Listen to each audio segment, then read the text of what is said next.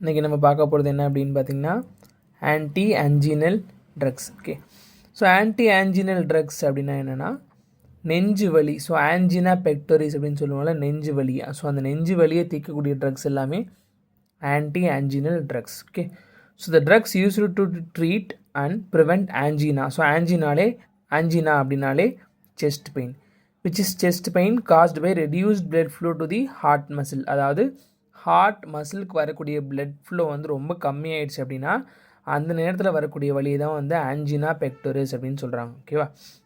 Okay, so இந்த ட்ரக்ஸ்லாம் எப்படிலாம் classify பண்ணலாம்? 4 டைப்பாக கிளாஸிஃபை பண்ணலாம். ஃபர்ஸ்ட் இஸ் ஆர்கானிக் நைட்ரேட்ஸ், அதுக்கு example amyl nitrate, glyceryl trinitrate. Second is beta adrenergic blockers, இதை பீட்டா பிளாக்கர்ஸ் அப்படின்னு சொல்லுவாங்க. Example propranolol, metoprolol. Third is calcium channel blockers, example amlodipine, diltiazem.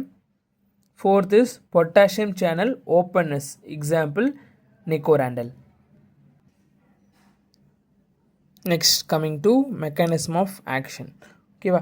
So mechanism of action நம்ம இப்போ எதோட பார்க்க போகிறோம் அப்படின்னா நைட்ரேட்ஸோட பார்க்க போகிறோம். ஓகே, ஸோ நைட்ரேட்ஸ் என்ன பண்ணோம்? எக்ஸாம்பிள் என்ன பார்த்தோம்னா அமைல் நைட்ரேட் அதெல்லாம் பார்த்தோம்ல, அந்த drugs. Okay, so nitrates binds to the nitrate receptors in vascular smooth muscles. So நமக்கு ஆல்ரெடி தெரியும், எந்த ஒரு ட்ரக் எடுத்துக்கிட்டாலுமே அது ஒரு ரிசெப்டாரோட போய் பைண்ட் ஆனதுக்கு அப்புறம் தான் அதோட ஆக்ஷனையே ப்ரொடியூஸ் பண்ணும், ரைட்?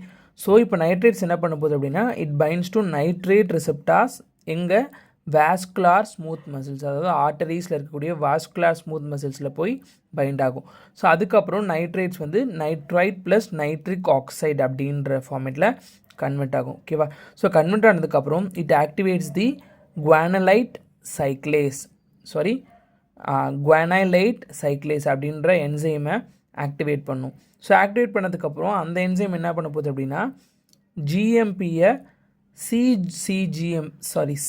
சிஜிஎம்பியாக கன்வெர்ட் பண்ணும். ஸோ ஜிஎம்பி அப்படின்னா குவானோசைன் மோனோபாஸ்பேட். ஸோ குவானோசைன் மோனோபாஸ்பேட்டை சைக்ளிக் குவானோசைன் மோனோபாஸ்பேட்டாக கன்வெர்ட் பண்ணும்.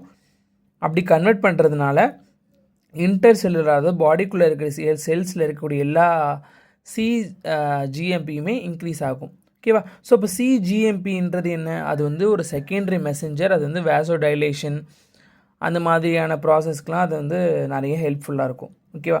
ஸோ இந்த மாதிரி இன்க்ரீஸ் ஆகிறதுனால கால்சியம் என்ட்ரிங் வந்து இன்ஹிபிட் ஆகும். It inhibits the calcium entering through L type calcium channel.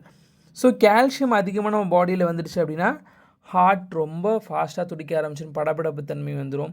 So அதெல்லாம் இங்கே நம்ம ப்ராப்ளமே வந்து நெஞ்சு வலி தான். ஸோ அந்த ஆன்ஜினா பெக்டோரிஸ் தீர்க்கிறதுக்காக என்ன ட்ரக் கொடுக்குறாங்க அப்படின்னா நைட்ரேட்ஸ் கொடுக்குறாங்க. ஓகே, ஸோ இது வரைக்கும் பார்த்தாச்சு. ஸோ இந்த கால்சியம் என்ட்ரிங் வந்து இன்ஹிபிட் பண்ணுறது வரைக்கும் தான் இதோட ஆக்ஷன். சப்போஸ் இந்த கால்சியம் என்ட்ரிங் வந்து இன்ஹிபிட் பண்ண முடியல அப்படின்னா அதுக்காக தான் கால்சியம் சேனல் பிளாக்கர்ஸ் அப்படின்ற ட்ரக்குமே இதுக்கு ரெஃபர் பண்ணுறாங்க. புரியுதா? ஸோ இந்த ஸ்டெப்புக்கு அப்புறம் கால்சியம் என்ட்ரிங் வந்து நம்மளால் தடுக்க முடியல அப்படின்னா கால்சியம் சேனல் பிளாக்கர்ஸை கொடுத்தோம் அப்படின்னா கால்சியம் வந்து உள்ளார என்டர் ஆகாது. ஓகேவா?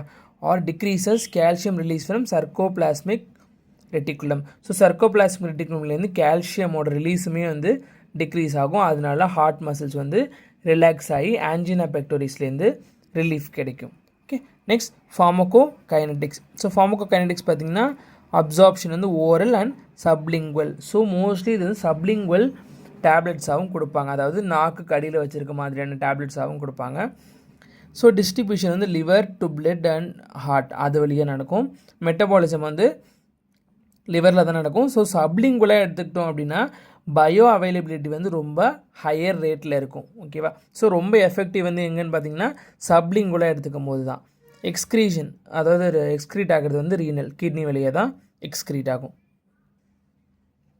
Next adverse drug reaction. So இதோட அட்வர்ஸ் ட்ரக் ரியாக்ஷன்ஸ் என்னென்னா த்ராபிங். ஸோ த்ராபிங் அப்படின்னாலே வந்து துடிச்சு போகிறது, அதாவது துடிக்கிற வலி அப்படின்னு சொல்லுவாங்க, அதான் வந்து த்ராபிங். அப்புறம் டிசீனஸ், தலை சுற்றுறது, ஹெட்ஏக் தலைவலி, பால்பிட்டேஷன் ஒரு மாதிரி படபடப்பாக இருக்கிறது பால்பிட்டேஷன். நெக்ஸ்ட் டாக்கிகார்டியானாலே ஹை ஹார்ட் பீட், ரொம்ப ஹார்ட் பீட் வந்து அதிகமாக இருக்கும், அதான் வந்து டாக்கிகார்டியா. ஸோ இந்த ட்ரக் எடுத்துக்கிறதுனால வரக்கூடிய adverse drug reaction. Next half life வந்து எவ்வளோன்னு பார்த்தீங்கன்னா 3 to 6 hours வந்து half life. Next therapeutic uses. இந்த ட்ரக் வந்து எதுக்கெலாம் யூஸ் பண்ணுறாங்க. ஸோ ஃபர்ஸ்ட்டு பார்த்தீங்கன்னா ஆன்ஜினா பெக்டோரிஸ்க்கு யூஸ் பண்ணுவாங்க. நெக்ஸ்ட் வந்து கார்டியாக் ஃபெயிலியர், அதாவது ஹார்ட் ஃபெயிலியருக்கு யூஸ் பண்ணுவாங்க.